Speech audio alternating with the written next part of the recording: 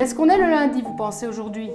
Parce que moi, je suis là, vers 14h30. Où est-ce que je suis, là, dans les photos? Vous les reconnaissez? Vous me retrouvez? Oui, ça, c'est moi. Et je suis à quel jour? Mercredi, oui, l'après-midi. Voilà, Voilà. à 14h. Qu'est-ce qui se passe? Vacances, pour partir en vacances Oui. une semaine. Une semaine? Toute la semaine? J'imagine que c'est comme ça. D'accord. Mais là, on parle de ses vacances. Quand est-ce qu'elle revient? Vous m'avez dit une semaine. Est-ce que vous le voyez dans votre agenda ici? Ça, c'est chouette. C'est chouette. Si tout le monde l'utilise, c'est important. Et puis c'est visuel, c'est presque ludique. Hein. Claire donc, est passée par Ergo 2.0 parce qu'elle recherchait donc, une ergothérapeute, parce que donc, sa maman, suite à ses problèmes d'AVC et débutant maladie d'Alzheimer, le neurologue souhaitait voir un peu concrètement sur le terrain quelles étaient les difficultés. Parce que c'est vrai qu'à l'hôpital, on a beau faire plein de bilans, après concrètement sur le terrain, il manque parfois des informations que l'hôpital n'a pas. Donc c'est comme ça que je me suis rendue en fait chez elle pour un peu voir comment se passait le quotidien, pour s'y retrouver dans ses affaires, pour qu'est-ce qu'elle faisait de la journée, comment. Donc voilà, ça a vraiment été une rencontre avec madame et sa fille. Voilà, pour vraiment écouter les deux demandes, parce que c'est vrai que parfois certaines personnes en difficulté ne sont pas elles-mêmes demandeuses, et donc là aussi on doit quand même pouvoir faire une jonction entre les deux, écouter quand même aussi l'aidant proche qui finalement soutient parfois plus la demande que le proche en difficulté. C'est plus difficile pour vous abaisser? J'ai mal à cause du genou, Oui. et puis après c'est rien. Suite à la chute? Quoi? Suite à la chute que vous avez mal au genou? À mon avis, il est trop grand. Attends, oh. Oui. Mettez vos pieds. Et peut-être un petit peu haut, tiens. On va tester. En fait, ce que disent les aides familiales, c'est que de façon systématique, pour se Attention, redresser, doucement, hein.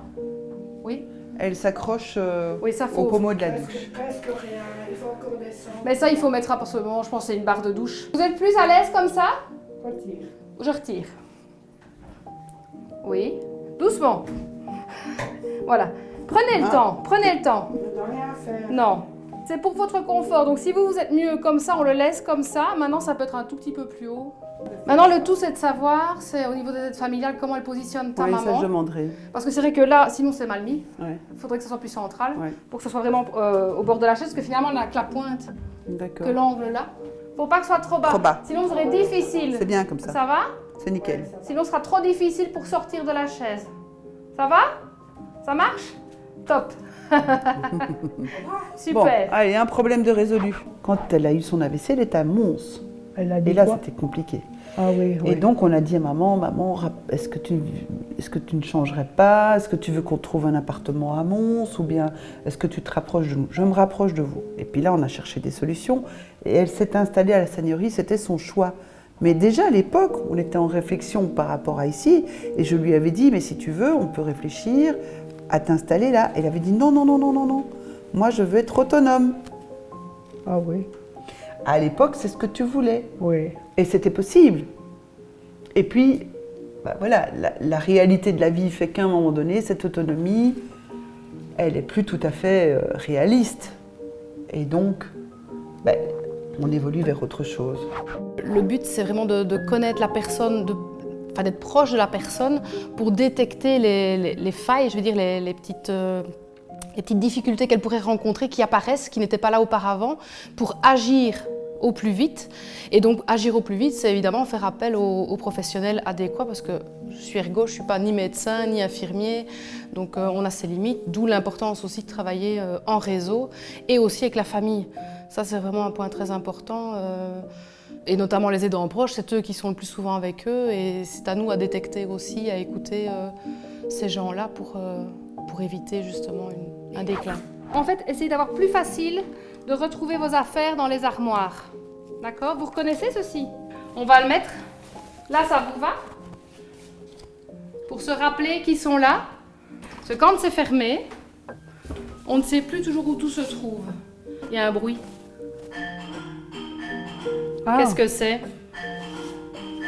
Claire n'est pas là? Ah, Cuisine, vous êtes. ah. Alors, boum. Claire vous appelle. Et qu'est-ce que je fais? Voilà, vous êtes devant. Ah, Ah, Tu es sorti Ah, ben voilà. Tu es sorti Tu es sorti Bien, cette fois-ci, je te vois parfaitement. Super. Tu vas bien? Oui, ça va. Tu vas bien? Tout va bien, je veux juste te dire qu'on va souper. À 6 heures. Oui. Merci beaucoup. D'accord. Oui, merci. Avec Dominique. Dominique, mon mari. Ça va? Allez, à tantôt, gros bisous. Au revoir. Je veux pas le faire par devoir et chaque jour je me dis je choisis. Et il y a des choses que je ne choisis plus. Et quand je ne le choisis pas, je dois mettre des choses en place pour me libérer de certaines contraintes qui deviennent trop lourdes. C'est pas venu instinctivement, j'ai dû un petit peu m'informer et par contact les choses se mettent. Et il y a des tas de possibilités et c'est un peu par essai et par erreur. Et puis aussi les professionnels comme l'ergothérapeute, comme les aides familiales, donnent des infos. Et tiens, est-ce que vous savez que... Ah non, je ne savais pas. Ah ben oui, merci, je me renseigne. On avance comme ça, pas à pas, selon les besoins finalement. Mais qu'en tout cas, je pense que pour que ça tienne dans le temps, qu'il faut vraiment bien se repositionner. Et c'est pas... Et ne jamais le vivre dans le sens d'un devoir. Essayer de le vivre comme un choix.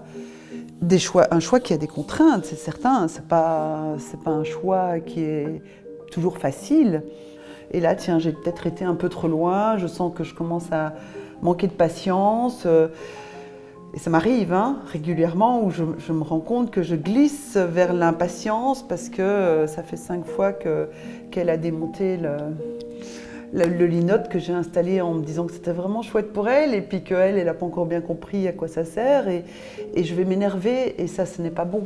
En tant qu'ergo, on se rend compte qu'on ne peut pas travailler tout seul dans son coin. On ne connaît pas tout d'une personne et chacun en connaît finalement une partie. Et voilà, si on veut bien l'accompagner, bien la comprendre et agir au mieux, il faut connaître toutes ses facettes aussi.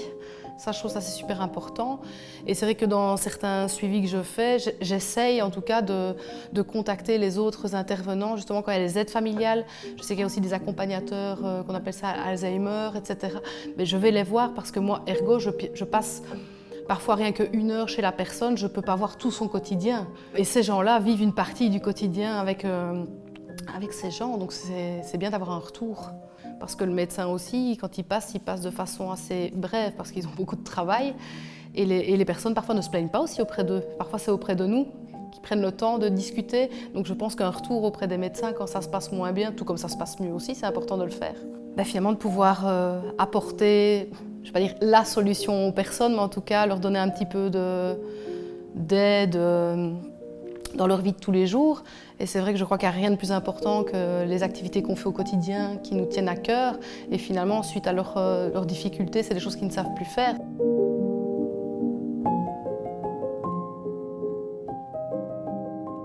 Si je peux leur rendre en tout cas un minimum à ce niveau-là, pour moi c'est gagné, ma journée est positive.